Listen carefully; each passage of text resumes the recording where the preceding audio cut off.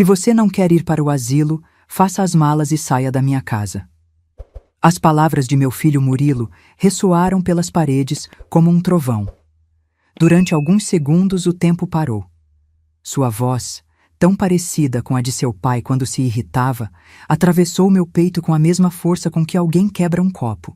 Só que desta vez, o copo era eu. Olhei para ele sem responder. Seus olhos não eram mais os do menino que um dia corria até mim com os braços abertos, mas sim os de um homem endurecido pelo orgulho, pela ambição e pela ingratidão. Atrás dele, Débora, sua esposa, observava com os braços cruzados, com aquele sorriso gelado que sempre trazia no rosto quando algo a agradava. Vamos, Murilo, disse ela. Não torne isso mais difícil. Sua mãe vai entender. Ela já não pode viver sozinha. Sua mãe, assim ela me chamava.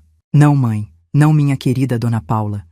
Não minha sogra, apenas sua mãe, como se eu fosse um fardo, uma peça que atrapalhava em sua casa impecável. Fiquei em silêncio, não por medo nem por resignação, mas porque entendi que falar seria inútil. Havia passado anos demais gritando em silêncio, pedindo amor com os olhos, esperando gratidão em um lar que já não era meu. Então respirei fundo, forcei um sorriso e disse com voz tranquila: Está bem, filho. Se é isso que você quer, vou embora. Débora suspirou aliviada, como se tivesse acabado de se livrar de uma obrigação incômoda. Murilo baixou o olhar, talvez envergonhado, talvez aliviado também. Nunca saberei. Subi devagar as escadas com a alma mais pesada que a mala que ainda não havia começado a arrumar. Cada degrau era uma lembrança. A marca do pezinho de Murilo quando aprendia a subir, o corrimão que José, meu falecido marido, envernizou com as próprias mãos, o cheiro de madeira e de passado. Tudo aquilo me pertencia, mas nada me restava. Entrei no meu quarto e olhei ao redor. O espelho devolvia o reflexo de uma mulher de cabelos brancos, com rugas profundas e um olhar mais cansado que triste. Sobre a cômoda, o retrato de José continuava em seu lugar. Peguei com delicadeza, limpei a poeira com a barra da blusa e murmurei: Vê o que conseguimos, José? Um filho com casa própria, esposa, dinheiro e um coração vazio. Tirei a velha mala de couro do armário. Não era grande, mas bastava para o que me restava de vida. Dobrava cada peça de roupa com uma calma quase ritual. Uma blusa branca, 2 saias, o chale tecido por minha mãe antes de morrer, e um par de sapatos gastos, mas limpos.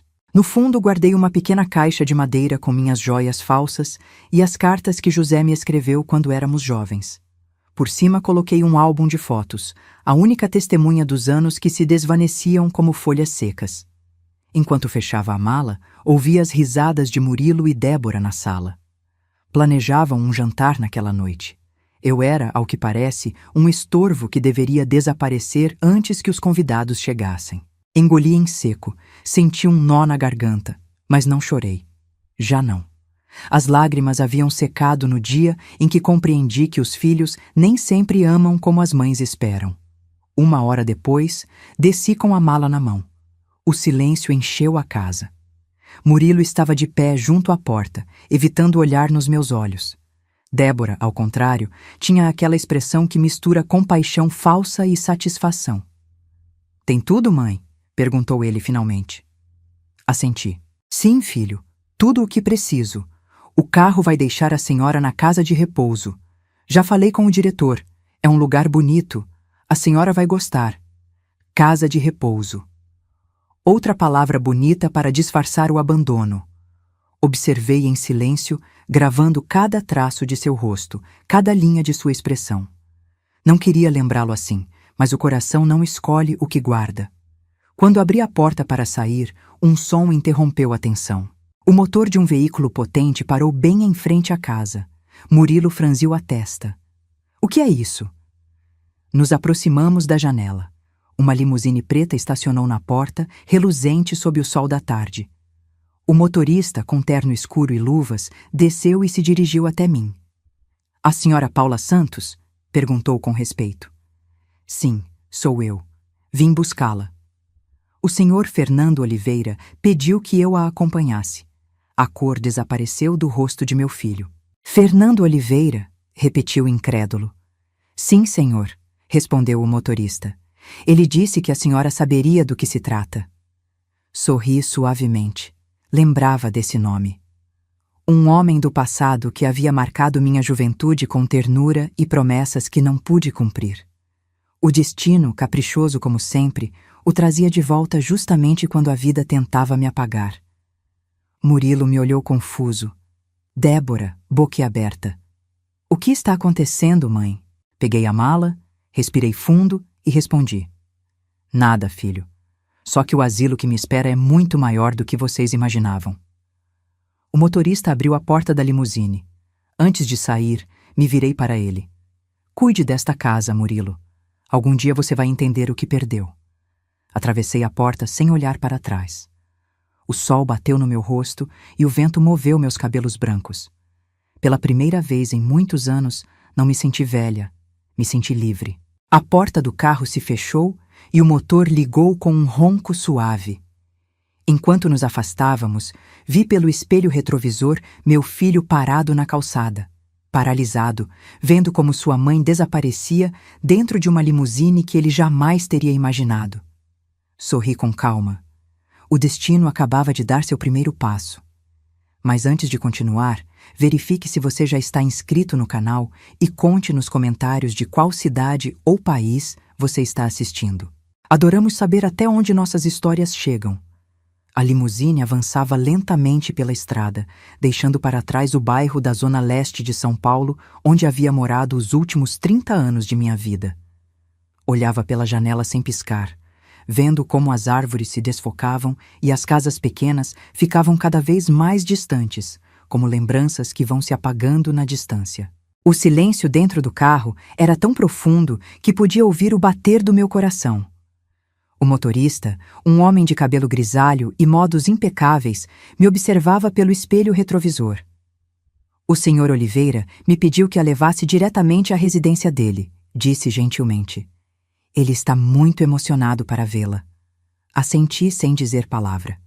Minha garganta estava fechada, como se as palavras tivessem ficado presas com os anos. Fernando Oliveira. Fazia mais de 40 anos que não ouvia esse nome. O amei quando tinha 22, numa época em que a vida ainda parecia generosa e o amor era uma certeza. Mas a pobreza, as responsabilidades e as decisões que não se podem desfazer o afastaram de mim. Nunca mais soube dele, embora às vezes, em noites de insônia, sua lembrança me visitasse com a suavidade de um perfume antigo. O carro parou diante de um portão de ferro forjado. Do outro lado, estendia-se uma propriedade que parecia saída de outro mundo. Jardins amplos, um caminho de pedra, uma casa branca com janelas enormes que refletiam o céu. O motorista desceu, abriu a porta e me ofereceu a mão. Ao colocar o pé no chão, senti que estava atravessando não apenas uma entrada, mas um destino. Um homem esperava na porta. Ao vê-lo, o coração deu um salto. O cabelo completamente branco, o rosto sulcado por rugas, mas os mesmos olhos. Aqueles olhos calorosos e firmes que um dia me prometeram o mundo. Paula, disse ele num sussurro que atravessou minha alma. Não consegui me mover. Apenas o olhei tentando reconhecer entre as sombras do tempo o jovem que um dia me deu uma flor na feira do bairro e disse que meu sorriso era a coisa mais bonita que tinha visto. Fernando, respondi finalmente. Ficamos nos olhando alguns segundos como se o passado nos pesasse, mas sem arrependimento. Ele deu um passo em minha direção e me abraçou. Não um abraço de amor ou paixão, mas um de reconhecimento, daqueles que dizem finalmente, te encontrei.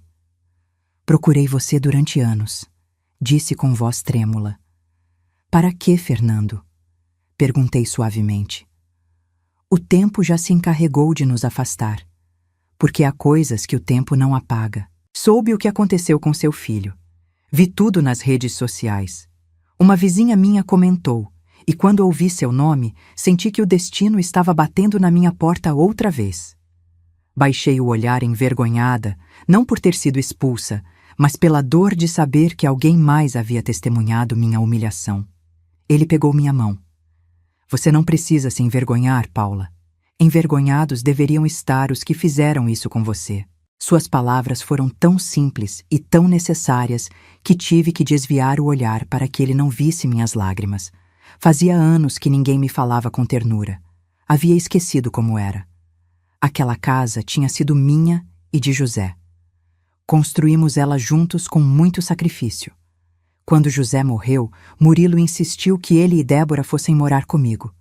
Eu aceitei, ingênua, pensando que seria cuidada. Transferi tudo para o nome dele, acreditando que um filho jamais trairia a própria mãe. Como me enganei. Entramos na casa. O interior era elegante, mas acolhedor. Tapetes macios, aroma de flores frescas, quadros antigos. Nada ostentoso. Tudo em equilíbrio, como se a riqueza não fosse exibição, mas refúgio. Uma jovem empregada nos recebeu com chá e pão quentinho. Fernando indicou que eu me sentasse diante da lareira. Esta casa é grande demais para um homem sozinho, disse com um sorriso melancólico. A solidão às vezes faz mais barulho que o vento. Eu também sei disso, respondi. Ele se sentou diante de mim e me observou com ternura. Sabe, Paula, você não mudou tanto quanto pensa. Você sim, brinquei. Agora parece um ministro. Ele riu e sua risada foi a mesma de antes, aquela que iluminava tudo ao redor. Por um momento me senti jovem outra vez. Passamos horas conversando. Ele me contou que ficou viúvo há mais de 10 anos, que não teve filhos e que dedicou sua vida a construir uma empresa que agora era administrada por seus sócios. Mas o dinheiro, Paula, disse com um suspiro, não compra as noites tranquilas nem as lembranças que a gente gostaria de viver de novo. Eu lhe contei o meu com voz baixa, mas sem esconder nada. A doença de José, os anos de sacrifício, o esforço para criar Murilo sozinha, o trabalho, as ausências e, finalmente, a traição. Fernando me escutou sem me interromper, com o olhar fixo, com uma compaixão que não tinha nada de pena. Quando terminei, ele ficou calado alguns segundos. Você foi boa demais, disse por fim, mas se esqueceu de si mesma. É isso que as mães fazem, respondi. A gente se apaga para que outros existam. Pois já é hora de você voltar a escrever seu nome, Paula. Suas palavras me estremeceram. Não sabia se era uma promessa ou um desafio. Talvez as duas coisas. Naquela noite, ele me instalou num quarto luminoso com uma cama ampla e uma varanda que dava para o mar. O som das ondas era diferente do da minha velha casa, mais suave, menos triste. Sobre a mesinha de cabeceira, encontrei um envelope com um bilhete escrito à mão. Ninguém pode tirar de você o que você merece. Descanse. Amanhã começaremos de novo. Fernando. Guardei o bilhete na bolsa como quem guarda uma semente, porque no fundo do meu coração algo começava a despertar. Não era amor nem esperança, era dignidade. A mesma que meu filho havia tentado arrancar de mim com seus gritos, a mesma que o tempo não havia conseguido destruir. Apaguei a luz, respirei fundo e olhei para o horizonte escuro. O futuro, pela primeira vez em muito tempo, me dava curiosidade. Acordei com o som do mar entrando pela varanda. O ar cheirava a sal, a algo que fazia muito tempo não sentia. Liberdade. Pela primeira vez em anos, não tinha ninguém me apressando, nem uma lista de tarefas me esperando, nem um olhar me julgando por me mover devagar demais. Só silêncio. E o silêncio, quando não dói, pode ser uma bênção. Me levantei devagar, vesti um roupão de linho e caminhei até a varanda. O sol acariciava a superfície da água como se o mar estivesse vivo e respirando. Respirei fundo. Era estranho sentir paz depois de tanto caos. Uma parte de mim não sabia o que fazer com ela. Atrás de mim, a porta se abriu suavemente. Era Fernando com 2 xícaras de café. Pensei que você já estaria acordada, disse com aquela voz grave e serena. O mar não me deixou dormir muito, respondi sorrindo. Ele me entregou a xícara. Então já temos algo em comum. Nem o mar, nem as lembranças nos deixam descansar. Sentamos juntos olhando o horizonte. Por alguns minutos não dissemos nada, apenas compartilhamos o silêncio de quem não precisa preencher os vazios com palavras. Sabe, Fernando, disse por fim, às vezes penso que o passado não envelhece, só fica esperando o momento de voltar. E quando volta, respondeu ele com tristeza, às vezes nos surpreende com o pouco que mudamos por dentro. Suas palavras me fizeram pensar em José, meu falecido marido. Não o odiava, só o lembrava como se lembra de uma estação do ano, com resignação. Foi um homem correto, trabalhador, mas nunca aprendeu a me escutar. Vivia mais preocupado com o que os vizinhos diriam do que com o que sua esposa sentia. E eu aceitei tudo, acreditando que a resignação era parte do amor. Naquela manhã, enquanto Fernando saía para uma reunião, fiquei sozinha na sala. Sobre a mesa havia um piano antigo. Passei os dedos pelas teclas sem me atrever a tocar. Fazia mais de 30 anos que não o fazia. De jovem tocava na igreja do bairro. Era meu refúgio. Mas quando Murilo nasceu e o dinheiro começou a faltar, tive que vender meu piano e meus sonhos junto com ele. Fechei os olhos e pressionei uma tecla. O som foi suave, quase tímido, mas despertou algo dentro de mim. E sem pensar, comecei a tocar uma melodia que lembrava de cor, uma que costumava cantar quando Murilo era criança e tinha medo de dormir sozinho. Minhas mãos tremiam, mas a alma não. Ao terminar, senti um nó na garganta. O eco das notas se misturou com minhas lágrimas. Eram lágrimas velhas, contidas, daquelas que guardamos por orgulho ou por costume. Naquele momento soube que o passado não se cura ignorando, mas olhando de frente sem medo. À tarde, Fernando voltou com uma pasta na mão. "Trouxe algo para você", disse colocando sobre a mesa. Dentro havia papéis, plantas e documentos. "Estou vendendo algumas propriedades", explicou. "E pensei que você poderia me ajudar com a administração." "Eu?" Perguntei surpresa. "Faz anos que não trabalho em nada." "Justamente por isso", respondeu com um sorriso. "Está na hora de você lembrar do seu valor." Não soube o que dizer. Durante décadas, minha vida girou em torno dos outros. Pensar em mim mesma parecia quase egoísta. Mas havia algo na forma como ele me olhava. Algo que me fazia acreditar que ainda tinha força. Naquela noite, depois de jantar, subi ao meu quarto com a pasta debaixo do braço. Sentei diante da escrivaninha e comecei a ler. As palavras propriedade, terreno, valor pareciam escritas em outro idioma. Mas aos poucos minha mente começou a despertar. Lembrei que de jovem era boa com números, que levava as contas do negócio de José. Lembrei que eu também tinha tido sonhos. Fechei os olhos e sorri. Era como se uma parte adormecida de mim começasse a se mover outra vez. Antes de dormir, olhei pela janela. A lua estava alta e o mar tranquilo. Pensei em Murilo. Estaria pensando em mim? Se arrependeria do que disse? Talvez não. Mas isso já não doía tanto. A dor havia começado a se transformar em algo mais forte. Determinação. Dias depois, enquanto revisava os documentos, encontrei algo que chamou minha atenção. Uma propriedade no registro com um sobrenome conhecido. Santos, meu sobrenome. Era a casa que tinha sido minha e de José, aquela que transferi para o nome de Murilo quando fui morar com ele. Havia sido hipotecada por uma dívida que eu não sabia que existia. O coração deu um salto. Reli os documentos uma e outra vez. Meu filho havia hipotecado a propriedade e falsificado minha assinatura como avalista meses antes de me expulsar. Agora entendia por que ele sempre pegava a correspondência antes de mim, porque controlava cada papel que chegava. Ele escondia tudo. Durante meses, ele interceptou notificações do banco, abria minha correspondência sem eu saber, e como eu confiava nele, nunca questionei. Débora também sabia, tenho certeza. Os dois planejaram isso enquanto eu cuidava da casa, cozinhava para eles e fingia não perceber os olhares de desprezo. Fechei os olhos. Já não senti raiva, mas uma calma gelada, lúcida. A justiça às vezes chega em forma de oportunidade, e esta acabava de bater na minha porta. Levei os papéis a Fernando.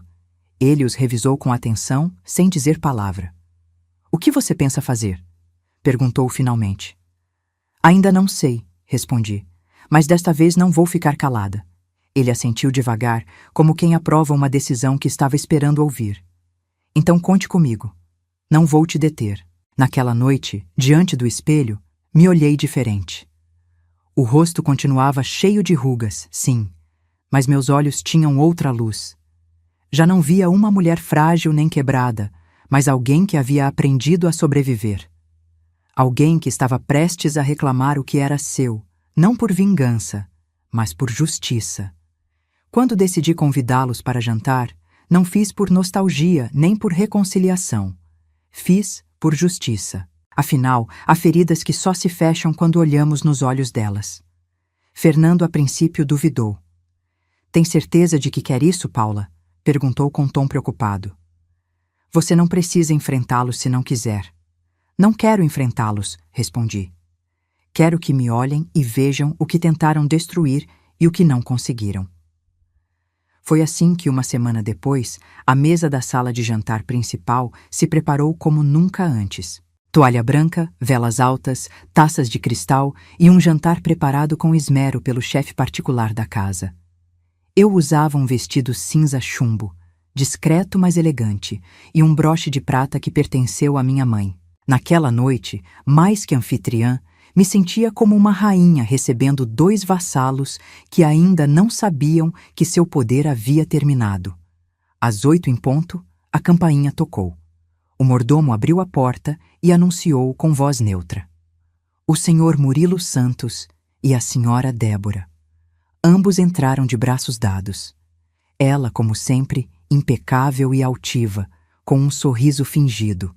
Ele, nervoso, olhando ao redor, desconfortável diante de tanta opulência. Mãe, disse Murilo, obrigado por nos convidar. Não me agradeça, respondi suavemente. As famílias devem se ver de vez em quando, ainda que seja para lembrar de onde vem. Nos sentamos. Fernando estava ao meu lado, tranquilo, com aquele olhar impenetrável que usava quando algo importante estava para acontecer. O ambiente era tenso, embora as aparências disfarçassem bem. Débora fingia interesse por tudo que a rodeava. As luminárias, a louça, os quadros. Que casa linda, disse com tom admirativo. Deve ser um alívio para a senhora ter alguém que cuide da senhora, dona Paula. Seu sorriso era tão afiado quanto uma faca. Não preciso que ninguém cuide de mim, Débora, respondi. Só precisava que alguém me lembrasse quem eu era. Ela riu, mas sua risada soou oca. Fernando interveio com calma. Paula não precisa de cuidados. Na verdade, ela me ajuda em tudo. Somos sócios, sabe? O silêncio caiu como uma pedra na água. Débora piscou surpresa. Sócios? Isso mesmo, respondi olhando diretamente nos olhos dela. Trabalhamos juntos na empresa de imóveis.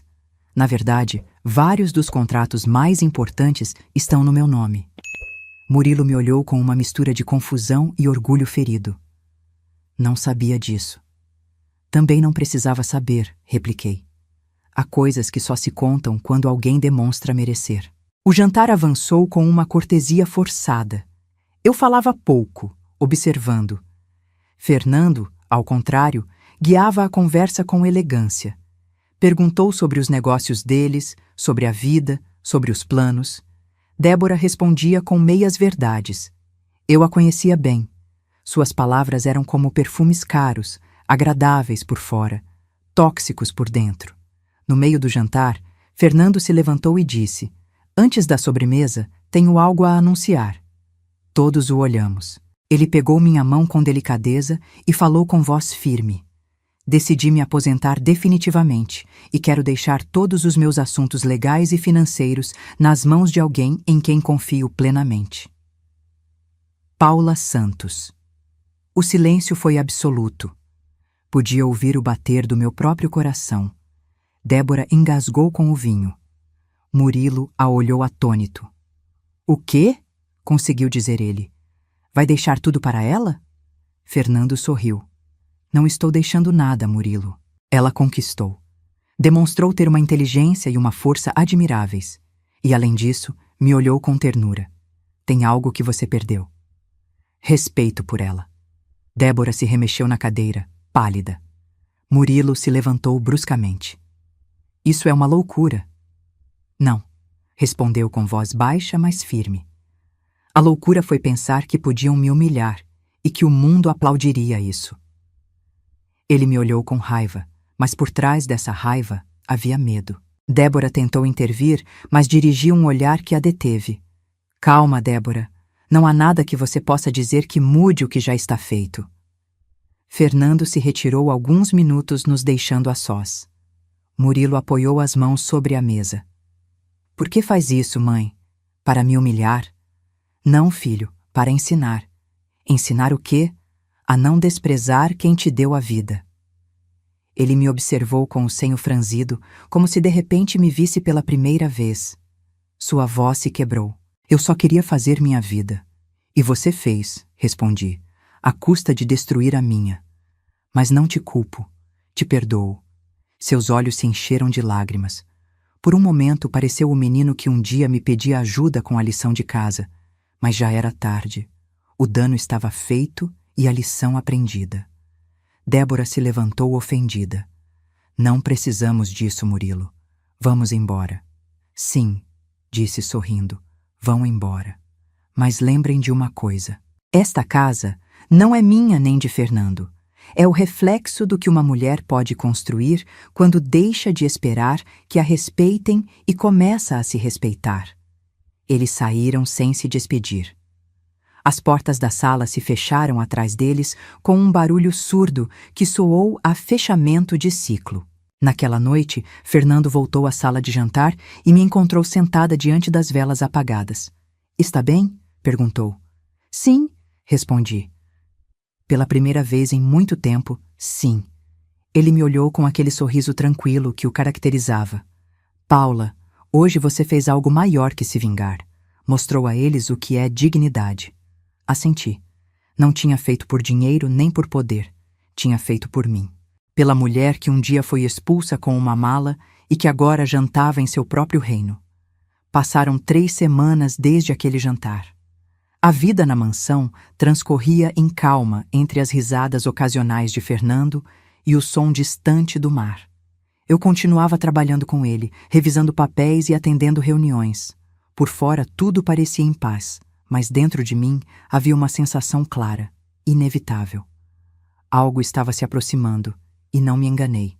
Uma tarde, enquanto o vento agitava as cortinas do escritório, ouvi a voz do mordomo. Senhora Paula, seu filho e a senhora Débora desejam falar com a senhora. Respirei fundo. Não me surpreendeu. Sabia que voltariam. Os que machucam quase sempre voltam. Mas não para pedir perdão, mas sim para recuperar o que acham que ainda podem possuir. Diga que podem entrar, respondi com calma. Murilo entrou primeiro. Tinha olheiras profundas, a barba por fazer e o olhar de alguém que tocou o fundo. Débora, ao contrário, continuava impecável, embora sua elegância já não tivesse brilho. Parecia um espelho opaco. Mãe, começou ele com voz trêmula, preciso falar com você. À vontade, disse sem me levantar da poltrona. Eu não sei como começar. Comece pela verdade, respondi. Eles se entreolharam. Débora foi a primeira a romper o silêncio. Sabemos que Fernando deixou a senhora encarregada de tudo, mas achamos que não seria justo que, ela parou procurando palavras, que nós ficássemos fora dos seus planos. Sorri com serenidade. Fora dos meus planos. Que escolha interessante de palavras. Murilo apertou os lábios. Mãe, eu sei que te machuquei, mas as coisas saíram do controle. Tinha dívidas, pressões e cometi erros. Erros. Assim ele chamava falsificar minha assinatura, hipotecar minha casa e me jogar na rua. Às vezes as pessoas destroem sua vida e depois disfarçam como descuido. Erros, você diz? Perguntei. Venha, quero te mostrar algo. Me levantei e os conduzi até a sala. Sobre a mesa havia uma pasta preta. Abri devagar e estendi os documentos. Reconhece isto? Disse mostrando a cópia da hipoteca com sua assinatura falsificada. A cor sumiu do rosto dele. Débora deu um passo para trás. De onde tirou isso? Perguntou nervosa. Das suas mãos, respondi, ou melhor dizendo, das suas, Murilo. Ele começou a suar. Mãe, calma, interrompi. Não penso te denunciar. Não farei nada que te leve à prisão. Não porque você mereça, mas porque seria uma perda de tempo. O castigo maior você já tem. Viver sabendo o que você é. Débora tentou manter a compostura.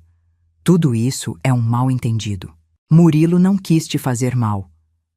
Você também não, suponho, respondi, embora me lembre perfeitamente das suas risadas quando me expulsavam da minha própria casa.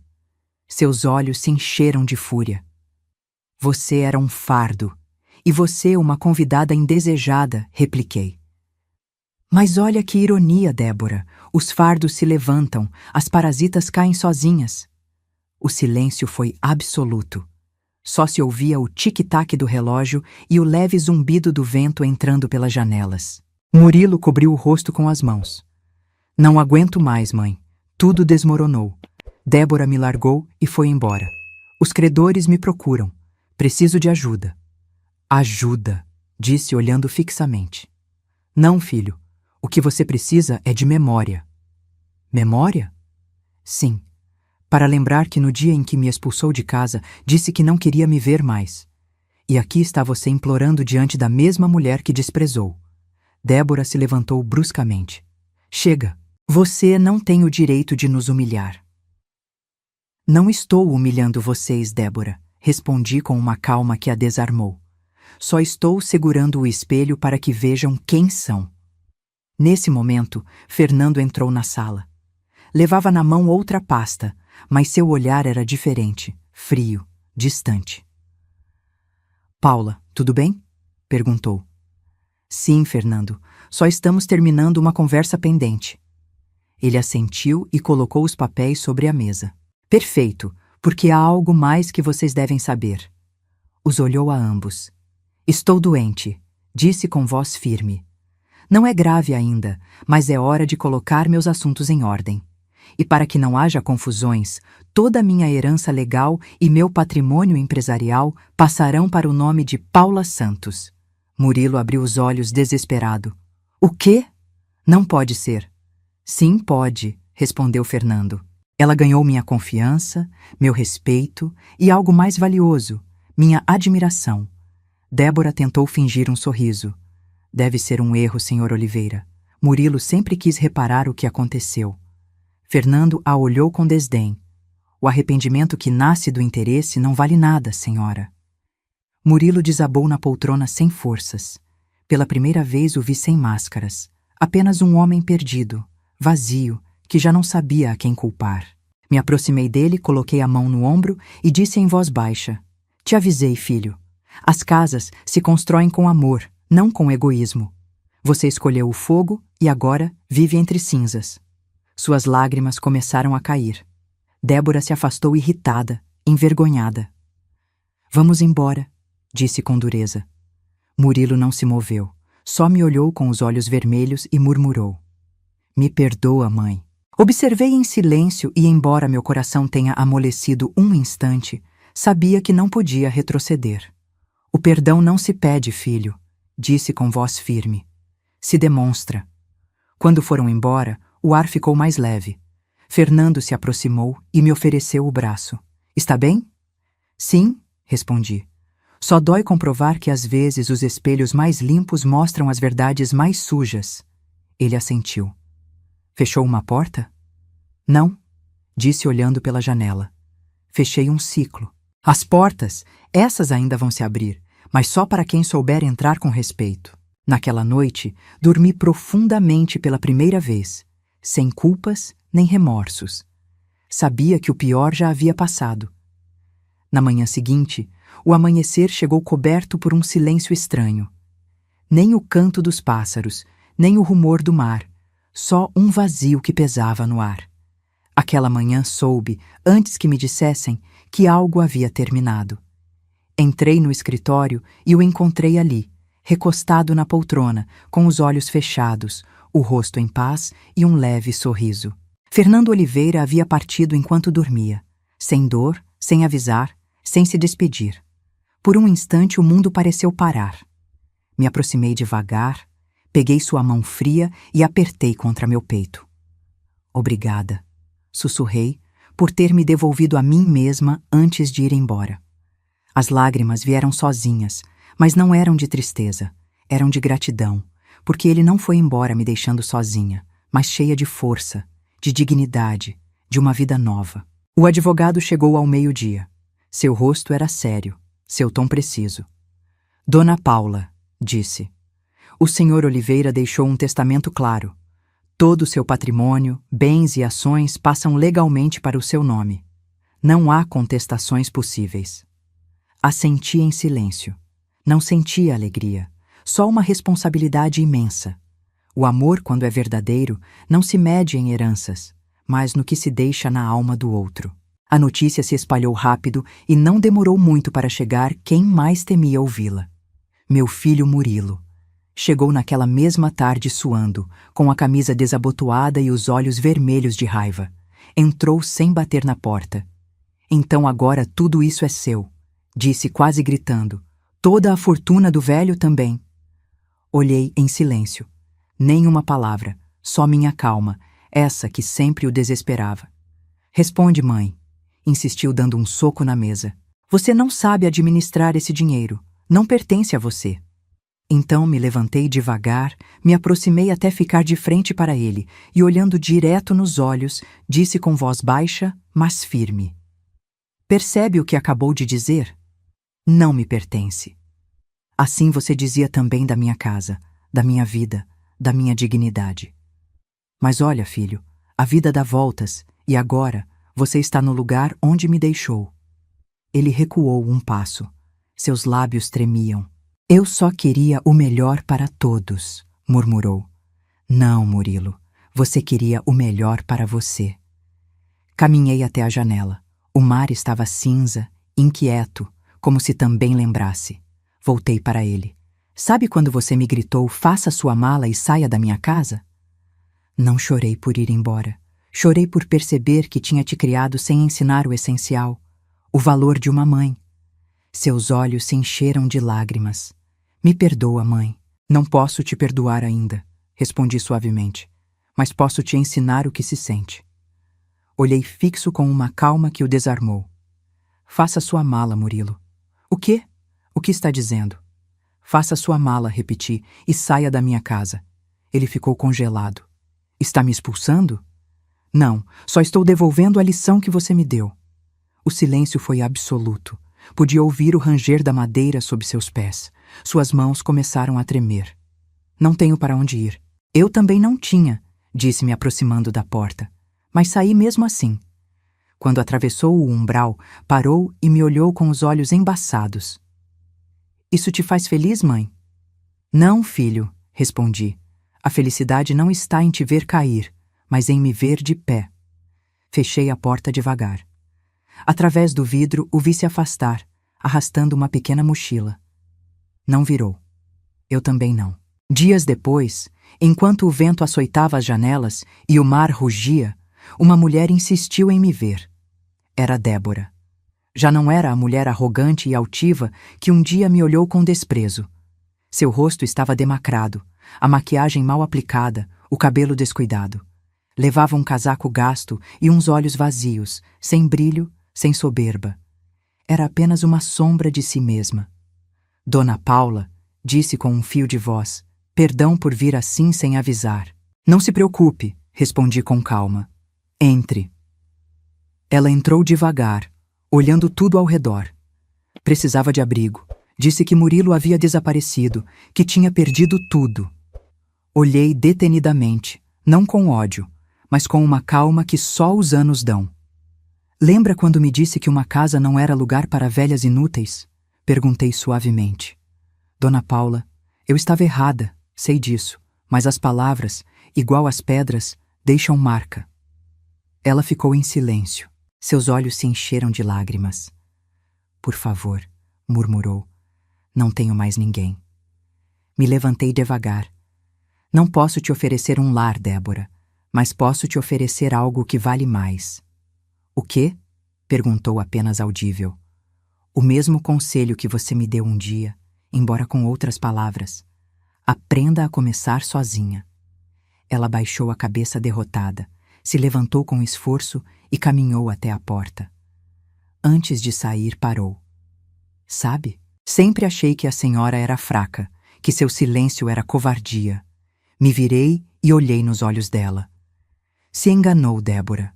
Meu silêncio era paciência, e a paciência sempre cobra seu preço.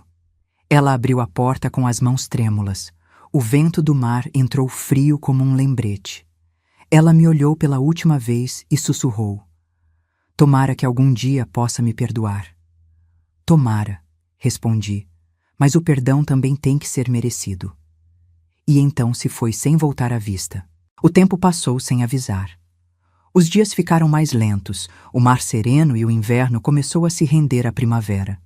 A casa já não era um refúgio de tristeza, mas de calma. Havia aprendido a viver sozinha, sem rancor, sem medo, sem esperar nada de ninguém. Mas uma tarde, enquanto o sol se escondia e o céu se tingia de dourado, o mordomo se aproximou com o rosto pálido. "Senhora Paula", disse quase num sussurro, "há alguém que insiste em vê-la. Diz que é seu filho." O coração me deu um salto. Senti o corpo entorpecido, como se de repente todo o passado se amontoasse num só segundo. "Mande entrar", disse tentando manter a voz firme. Murilo entrou devagar, mas não era o mesmo homem altivo que havia me gritado anos atrás. Seu rosto estava envelhecido, sua pele pálida, seus passos tortos. Trazia uma bengala na mão e uma tosse que soava a despedida. Os olhos fundos eram os de alguém que havia perdido mais que dinheiro. Havia perdido a própria vida. "Mãe", sussurrou. Meu nome na boca dele soou diferente. Não havia ira nem orgulho, só cansaço e uma súplica silenciosa. Fiquei quieta, olhando em silêncio. Não sabia se correr para abraçá-lo ou me manter firme. Mas ele se aproximou, caiu de joelhos diante de mim e começou a chorar. "Me perdoa, mãe, por favor, me perdoa." Seu choro era verdadeiro, diferente das outras vezes. Chorava como uma criança perdida e naquele momento entendi que já não era meu inimigo, mas uma alma derrotada pelos próprios erros. Me inclinei, peguei seu rosto entre minhas mãos e disse com voz trêmula: "Não sei se posso te perdoar por tudo, filho, mas posso te amar, mesmo que já não te reste tempo para mudar o passado." Ele chorou mais forte. "Estive doente", confessou. "O médico diz que não me resta muito e só queria te ver uma última vez." Meus olhos se encheram de lágrimas. "Por que esperou tanto?" perguntei. "Porque a vergonha pesa mais que a dor." Ajudei ele a se levantar e o levei até a poltrona junto ao fogo. Servi um pouco de chá. Suas mãos tremiam ao segurar a xícara. O silêncio entre nós não era desconfortável, era necessário. Cada segundo que passava parecia apagar aos poucos os gritos, as lágrimas, o abandono. "O que foi da Débora?" perguntei depois de um tempo. "Foi embora do país. Não soube mais dela." Assenti. O destino não perdoa a arrogância, mas não senti alegria pela queda dela, só compaixão. Murilo me olhou e sorriu debilmente. "Sabe, mãe, quando te vi subir naquela limusine, te odiei." "Por quê?" "Porque soube naquele instante que nunca mais seria mais forte que você." Suas palavras atravessaram meu coração. Não soube se rir ou chorar. Assim é a vida. Passamos décadas esperando um reconhecimento que só chega quando já não precisamos mais. Passamos horas conversando. Me contou o que viveu depois que o expulsei. As noites sem dormir, os negócios fracassados, o álcool, a solidão. Cada história era um pedaço do castigo que a vida já havia imposto sem minha intervenção. Quando terminou, olhei fixamente e disse: "A vida te tirou tudo que você achava que era seu para te devolver a única coisa que você esqueceu de cuidar: sua alma." Ele assentiu chorando outra vez. "Só quero que saiba que me arrependo, mãe. Não por ter perdido o dinheiro, mas por ter perdido você." Me inclinei e beijei sua testa. "Você não me perdeu, Murilo." Só se afastou, Mas os filhos sempre voltam, ainda que seja no final. Naquela noite, ele dormiu no quarto de hóspedes. Cobri com um cobertor e fiquei sentada ao lado dele por um bom tempo, observando sua respiração fraca, seu rosto sereno. Era como se o tempo finalmente o tivesse alcançado. Antes de fechar os olhos, me olhou e murmurou: "Obrigado, mãe." "De nada, filho, por não deixar que eu te odiasse." Quando amanheceu, ele já não respirava. Seu rosto incrivelmente estava em paz. Peguei sua mão e entre lágrimas sussurrei: "Agora sim, meu filho, você pode descansar."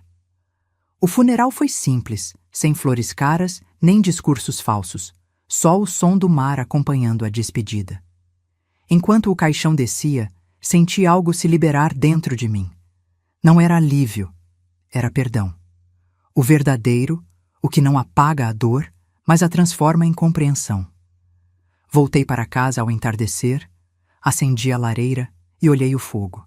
Lembrei da carta de Fernando, das lágrimas de Murilo, das palavras de Débora. Tudo se encaixava, tudo tinha tido um propósito.